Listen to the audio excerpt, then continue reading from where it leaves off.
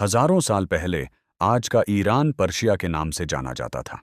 यह सिर्फ एक भूभाग नहीं था, बल्कि एक ऐसी महान सभ्यता का केंद्र था जिसने मानव इतिहास की दिशा बदल दी। यहाँ की कला, वास्तुकला, विज्ञान और प्रशासनिक व्यवस्था इतनी उन्नत थी कि इसे दुनिया की पहली महान शक्तियों में गिना जाता है। करीब 550 ईसा पूर्व एक महान राजा साइरस द ग्रेट ने अखेमेनिड एम्पायर की स्थापना की। यह साम्राज्य इतिहास का सबसे विशाल साम्राज्य बन गया, जो एशिया, अफ्रीका और यूरोप तक फैला हुआ था।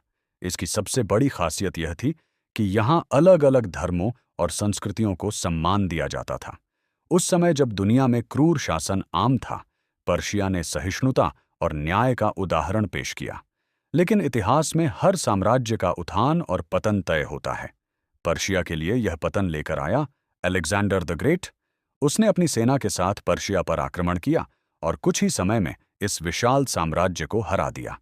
हालांकि उसने पर्शियन संस्कृति को पूरी तरह नष्ट नहीं किया, बल्कि उसे अपनाकर आगे बढ़ाया। इसके बाद कई शताब्दियों तक अलग-अलग शासकों का शासन रहा। लेकिन 7वीं सदी में एक बड़ा परिवर्तन आया, जब अरब सेनाओं ने पर्शिया पर कब्जा कर लिया। इसके साथ ही यहाँ इस्लाम का प्रसार हुआ।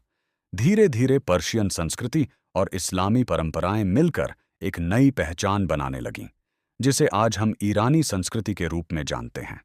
16वीं सदी में सफाविड एम्पायर का उदय हुआ, जिसने ईरान को एक नई दिशा दी।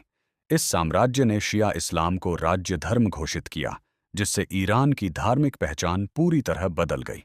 यह निर्णय इतना महत्वपूर्ण था कि आज भी ईरान की पहचान इसी से जुड़ी हुई है। समय बीतता गया और 20वीं सदी में ईरान में तेल की खोज हुई। यह खोज ईरान के लिए वरदान भी बनी और अभिशाप भी। एक तरफ देश आर्थिक रूप से मजबूत हुआ, वहीं दूसरी तरफ विदेशी शक्तियों की नजरें इस पर टिक गईं। ब्रिटेन और अमेरिका जैसी ताकतें यहाँ के संसाधनों पर नियंत्रण चाहती थीं, जिससे देश के अंदर राजनीतिक तनाव बढ़ने लगा। इसी दौरान ईरान के शासक थे मोहम्मद रेजा शाह पहलावी। उन्होंने देश को आधुनिक बनाने के लिए कई बड़े कदम उठाए, जैसे शिक्षा, उद्योग और महिलाओं के अधिकारों में सुधार। लेकिन उनकी नीतियों में लोकतंत्र की कमी थी और जनता को अपनी बात कहने की आज़ादी नहीं थी। इससे लोगों में असंतोष बढ़ने लगा, खासकर धार्मिक नेताओं और आम जनता के बीच।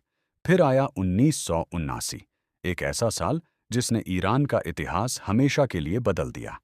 ईरानियन रेवोल्यूशन के दौरान पूरे देश में विरोध प्रदर्शन शुरू हो गए। इस क्रांति का नेतृत्व रूहुल्लाह खोमेनी ने किया। अंततः शाह को देश छोड़ना पड़ा और ईरान एक इस्लामिक गणराज्य बन गया। लेकिन क्रांति के बाद भी मुश्किलें खत्म नहीं हुईं।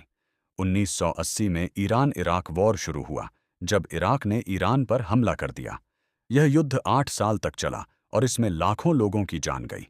इस युद्ध ने ईरान की अर्थव्यवस्था और समाज को गहराई से प्रभावित किया, लेकिन इसने देश को और भी मजबूत और आत्मनिर्भर बना दिया। आज का ईरान एक जटिल लेकिन शक्तिशाली देश है।